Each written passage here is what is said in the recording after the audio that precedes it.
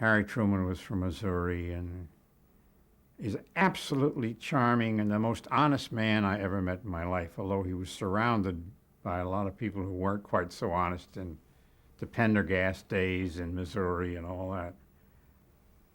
But I put him on the air once, and he would say, "It's time now for us to end this program," and his hands would go up. His hands would go up after he finished talking. Well, no, I'm going to stop for a second. You put him on the air because it was a Washington, D.C. TV station, and he, as president, wanted to... We moved the cameras, we took the cameras down to the White House. We did it in the...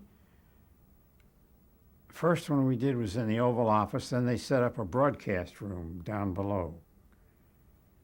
But he didn't go on very much, nowhere near as much as Eisenhower.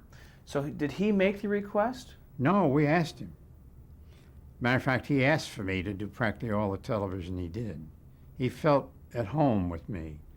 And about that time, I went to him and said, "You got to stop this gesturing the way you do it. It looks, your hands go at the wrong time. Either hold on to the script or hold on to the lectern or the podium.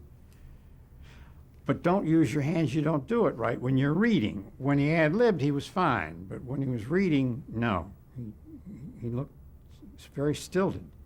And he thanked me for that, and he got better and better as he went along. So I became quite friendly with Harry Truman. I was very, very fond of him.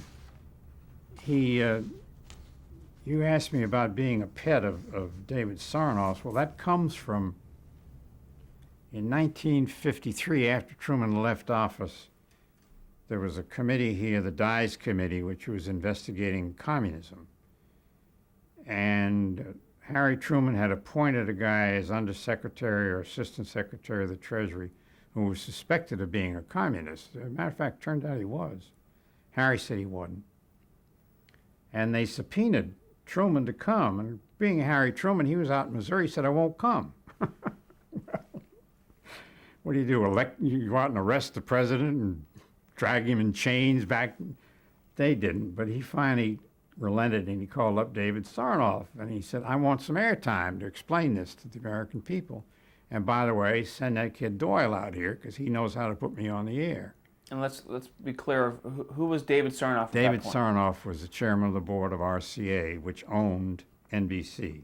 He was a power, the power. When David Sarnoff spoke, that was it. He rightfully so, he built the whole thing himself. He's the man who gambled on color television that it would work. A lot of CBS and ABC wouldn't do it, but he did. And of course, he came out the great winner for a long time.